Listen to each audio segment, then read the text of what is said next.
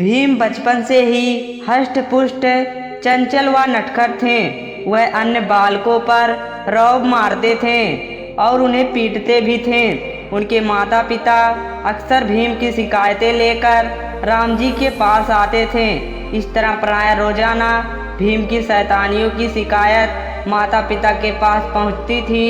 इससे राम जी सूबेदार तंग आ जाते थे।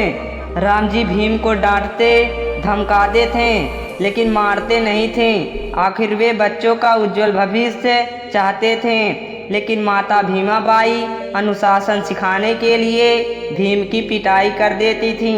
ऐसे समय में बुआ मीराबाई बचाती थी और लाड़ करती थीं। वह कई बार पिटाई से बचने के लिए बुआ के पीछे छुप जाते थे।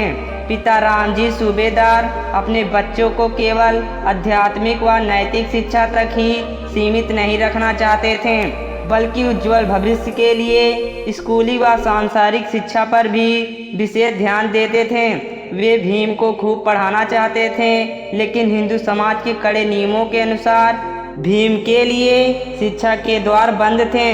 वहाँ सवर्ण हिंदुओं के बच्चे को स्कूल जाता देखकर भीम की इच्छा भी स्कूल जाने की होती थी। इसके लिए भीम बार बार पिताजी से जिद करते थे, लेकिन यह मुश्किल था। इसलिए राम जी बच्चों को घर पर ही पढ़ाया करते थे। दापोली में कुछ समय रहने के बाद जब वे सतारा आए तो वहाँ भी स्कूल में अछूतों का एडमिशन असंभव था। इस घोर अपमानवीयता व अन्याय को भोगते हुए वे दुखी थे।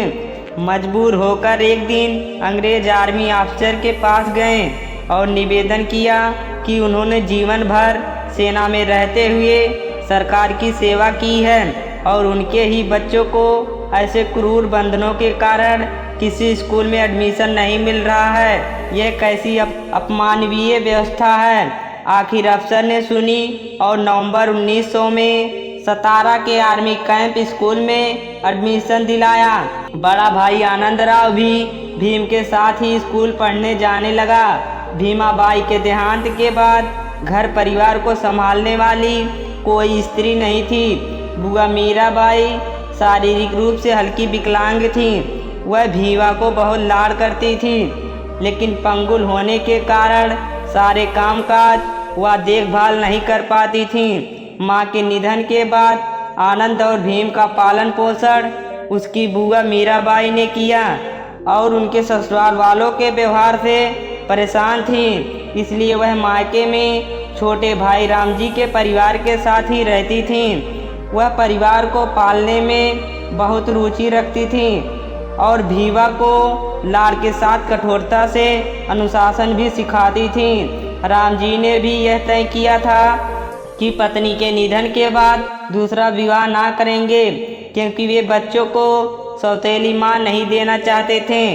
लेकिन 5 बच्चों की देखभाल पूरी तरह से नहीं होने के कारण आखिर जीजाबाई नाम की एक विधवा स्त्री से पुनर्विवाह किया और वह एक रिटायर्ड जमींदार की बहन थी। नमो बुद्धाय।